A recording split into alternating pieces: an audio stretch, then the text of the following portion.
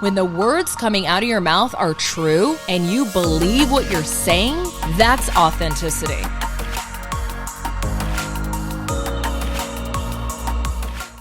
Welcome back to another episode of I Am Nineveh. Thanks so much for tuning in. I'm just going to get straight to the point here. If you're a business owner, an entrepreneur, and you're selling a product or a service, I'm just going to shoot it to you straight. Your client experience sucks. There, I said it. Your customers are sold your bag of goods. Your product or your service is your bag of goods, okay? They've committed with a payment. They've handed their money over to you. You're excited. You're ecstatic. You've made a sale. You go about your life and you go about your business, right? But pretty soon you find that these customers either want to cancel, demand a refund, or they paid you, but they aren't using your product or your service. They've gone radio silent. We call that being ghosted in the dating world. We call that an inactive paying customer in the business world. In the end, these people don't renew. And what that means is your renewal rate sucks too, which means that your churn rate is actually in danger. You don't want to churn, and churn basically means lose more customers than you're gaining. When that happens, you've entered what I call the danger zone, and you don't ever want to get into the DT, the danger zone. I actually just wrapped up a pretty big event with one of my companies, Superhuman, and we held a very intimate event for the CEOs of our group. And I was there representing my company, Scale Ventures, and hosting some breakout sessions. And I had these really cool, neat branded cards, and I wanted to get to know everybody. And instead of sort of talking about my company and what my company does, I'm like, hey, I'm just going to go straight to the point, as I do in these podcast episodes. And I said, I just want to know your name, your company name, what your product or your service is, what your ARR or MRR is, your staff count. And ARR, by the way, stands for annual reoccurring revenue. MRR is monthly reoccurring revenue. And I said, I want to know what your biggest challenge is, okay?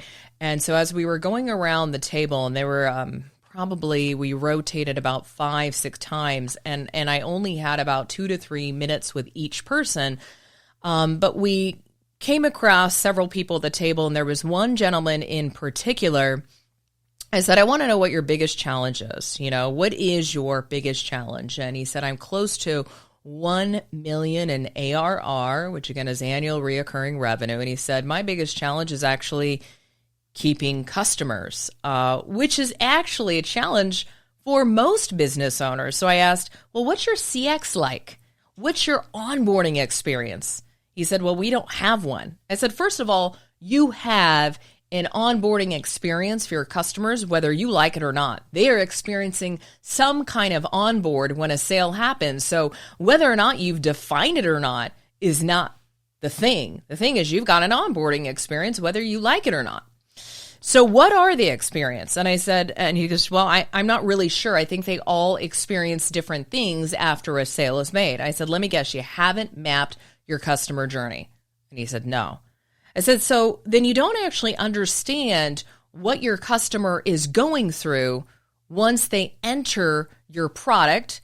And when I say your product, if you're in the SaaS space, so if you've got a software as a service, people sign up for the product and you don't understand what your customer is going through after they sign up. Let's say you're selling a service and you're onboarding and the fulfillment experience is all over the place. Again, you don't really understand what they're experiencing. And when we don't understand what the customer is experiencing and we're only focused on the service that we're providing from our perspective, that is a fatal mistake because you're making a lot of assumptions. You're making a lot of assumptions there. So what I want to tell you as a business owner or an entrepreneur, especially if you've almost reached that 7-figure stage or you've blown past it, is I want you to stop. I want you to stop trying to scale. I know. There, I said it. Here I am, the queen of scaling companies. And I'm telling you to halt. Put a stop to scaling and stop falling in love with this idea of scaling, because what you're falling in love with is the idea of making more money. And you ain't going to make more money if you don't fix this one thing in your business. You're going to continue to churn. So stop trying to scale simply means stop pouring in more customers than you can actually handle, because you're just going to churn them in the end anyway. And you get stuck in this cycle. And the cycle that you get stuck in is sell, burn, churn. Sell, burn, churn, sell, burn, churn. So you're selling, okay? So you're selling on the front end, and then you're burning cash, building the business, and then you're churning customers. I mean, that is not a cycle that you want to be in. So sell, churn, sell, burn, churn, it's actually the worst cycle that you can be in, because you're trying to patch a leaky bucket here. You're basically on a sinking boat, and it's only a matter of time that that boat is not going to be able to withstand the amount of water pouring into it, the amount of water that it's taking on. And you know what happens? You sink. Okay? There's actually a really simple solution to this. So I don't mean to sound all doom and gloom here, but there is a simple solution to your sell, burn, churn mentality as a business owner. And by the way, sell, burn, churn is a mentality of a business owner that you've got to actually get out of. The simple solution is that you've got to start paying attention to your client experience. If you're selling a service, it's called client experience or customer success. If you're in the SaaS space and you're selling software as your service, it's called UI, UX, which is your user experience. So let's just call it CX. Let's just call it client experience, okay? Your client experience is the first impression of your product or service. Yet entrepreneurs pay the least amount of attention to this part of their business. They don't think it's important. The client experience is actually critical for a lot of different reasons, but here are 3 reasons why it matters. And I want you to remember this acronym right here, CRC. So here they are. Number 1, customer retention. Number 2, reputation. Number 3, competitive advantage. That's your CRC. And those are the 3 reasons why client experience is so important. I'm going to dive into each of those categories that I just mentioned of the CRC.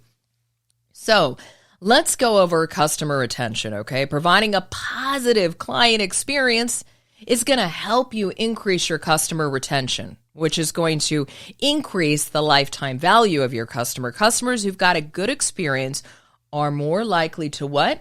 Return. So they're going to purchase again, which expands the LTV, their lifetime value with you, which means that you can afford to spend more on the front end to acquire a customer, okay?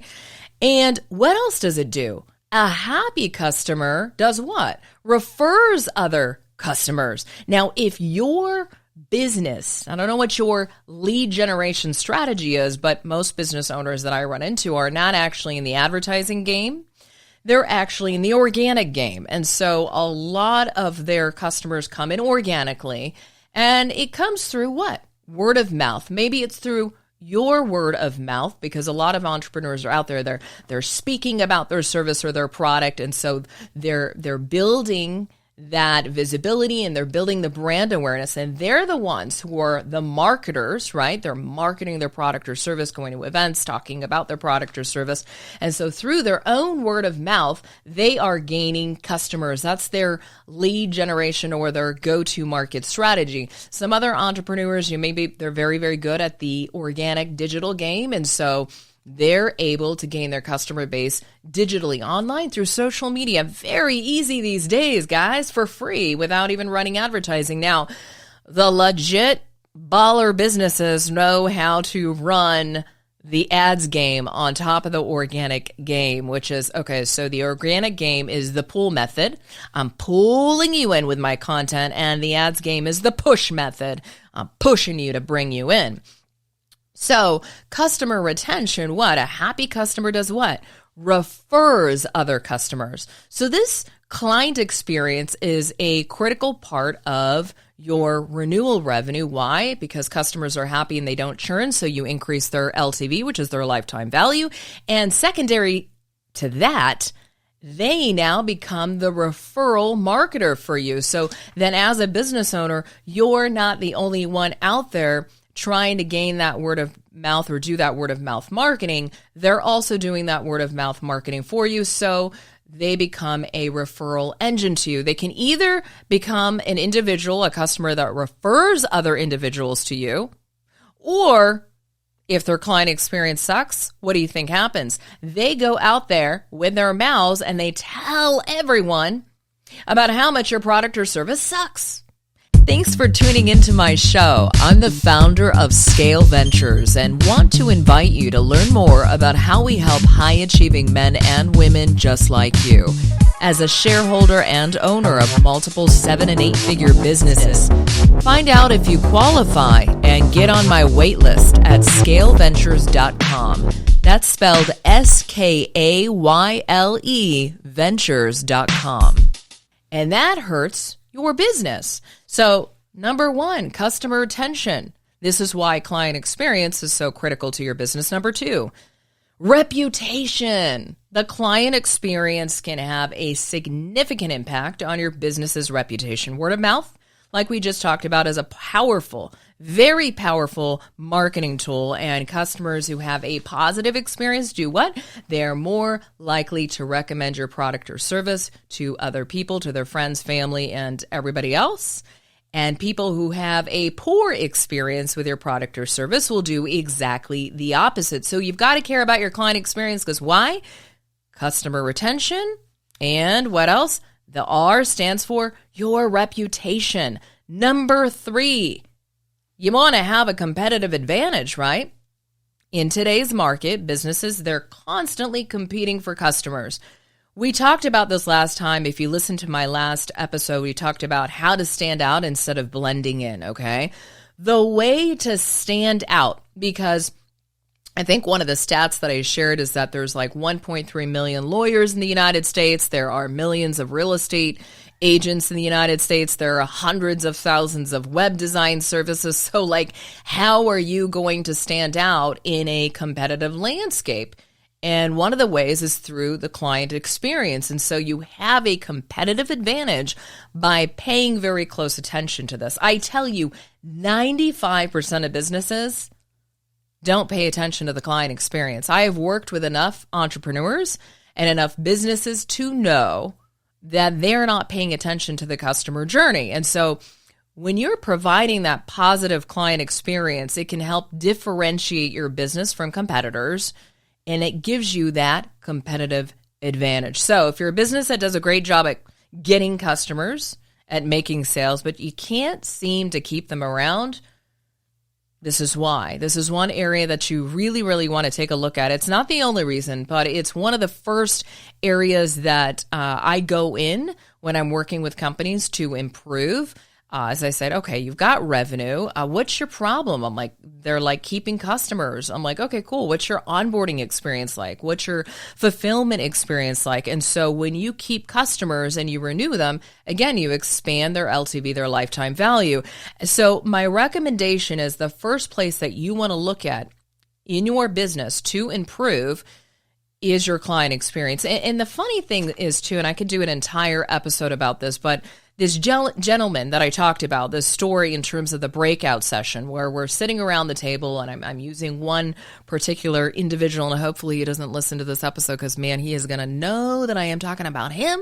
But sorry, bro. Like, I had to use you as an example. Your name has been protected, so you are anonymous. But another thing that this gentleman shared with me is I said, okay, you haven't even hit 1 million in ARR. And what's your goal this year? Oh, we want to double that. Everybody always says they want to double their revenue. Okay, cool. What's your plan to double your revenue? Like, seriously, that's a pretty high growth rate. So what is your strategic plan to actually double your revenue? If your problem is churning customers, do you really think you're going to double your revenue? And so I was like, well, what's the solution that you're patching in? And He's like, we just hired a president. I'm sorry, you hired a president? Like a president of the United States? What do you mean you hired a president? What are you talking about? What does a president in a company do? Because I've actually never been in a company that has a president. Presidents are typically in very large corporations, okay? That's number one. I said, so what do you mean by president? Give me an explanation here. Oh, we hired a COO.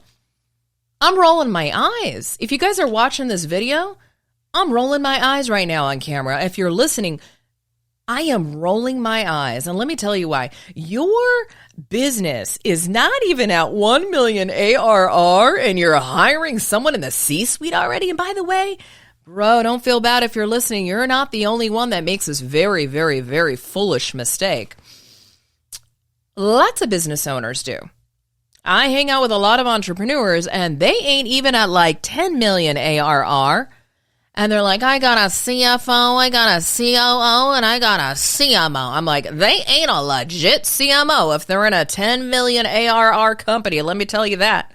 Seriously, though, the best CMOs, the best COOs are in those large corporations.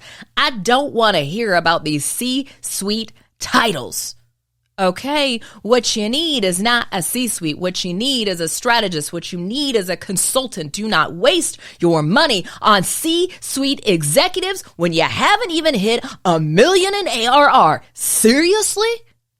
You're going down the wrong road, bro. I'm telling you, I had to go off that tangent. Why? Because so many people, oh my God, so many entrepreneurs like, here, I want you to meet my business development director. I'm like, who is this guy? What kind of business have you developed? None. You ain't developing no business. You can't fool me. So I want you to be weary of that. And I want you to be careful where you're spending your dollars as a business owner. I could do an entire episode on what the F you are investing your cash in as a business owner. Too many of you, no offense, because I love me some mental programming and I love me some mindset, but really, if that is where you're going to put your money, if you ain't got a mindset issue, you don't need to spend more on mindset. I'm telling you right now, you need to spend more money on the tactical. You need to spend money on getting with the experts who can show you the way. If you don't have a problem executing, you ain't got a mindset problem. I promise you that. Okay? Okay. So, what you need to do, back to the topic, is you need that's what happens, by the way, when I veer off my script and I just start preaching on this episode. You got to pay attention to your client experience on a secondary to that. Please don't waste your money on these C-suite executives. I'm not sure they really know what they're doing. Don't give away equity in your company right away when you just started it. You ain't even at 1 million ARR. Come on now. Hire a consultant. It's going to save you a lot more money in the long run. I want you to map out your customer journey. So when I'm talking about client experience, you're like, okay, what does that even mean? Map out the customer journey. And that starts with your onboarding process. And the onboarding process it happens just after the sale is made. So once your salesman, whether that's you or somebody else, depending on the size of your company, makes the sale, what happens next before they get to using your product or service? Product or service is the fulfillment stage of your customer journey. So you have sale made, onboarding happens, and then product or service usage happens, which is the fulfillment stage of the customer journey. So what you want to do is you want to bridge the gap between onboarding and customer success and actually mapping out your fulfillment process as well. If you combine those two things, you combine your onboarding process and you combine the fulfillment process, then you begin to understand your customer journey. And that's the basics of your customer journey. It's not all of it, but it's the basics, and I am here to give you the basics. So that's it. That's all I got for you today. I hope you gained some kind of value out of this, which is what? I want you to take a look at your client experience. If you are trying to scale, but you got a leaky bucket, don't even waste your time. I'm not saying stop selling. I'm just saying, Here's a good question to ask yourself. Can your business handle double the customer base that you have right now? And if the answer is no, my business cannot handle and I cannot take on double the amount of customers or double the amount of clients, then guess what? You have some mapping to do. You have some work to do in your client experience side of things, and I want you to map your onboarding, and I want you to map your fulfillment process, and nobody can do that for you. You got to do that for yourself, okay? There's no COO that you can hire. It's going to just charge you a buttload. Hire a consultant instead to help you with that map if you need to. But that's what you got to do. That's my advice. Take it from me. Built multiple 7- and 8-figure companies. And all I want to do is I want to point you in the right direction so that it doesn't take you as long as it took me to figure out all this stuff. As always, thank you so much for listening to another episode of I Am Nineveh. I hope you enjoyed it. And as always, I would love to hear from you. I would love to hear what kind of topics you'd like me to talk about. A lot of you guys have reached out to me and have said, Nineveh, we want to hear more about your business experience in Nineveh. We'd like you to talk more about building a business and what that's like and what can I learn from you? Well, you don't need to get your master's in business. You just listen to this episode. I'll give it right to you for free. Thanks for listening.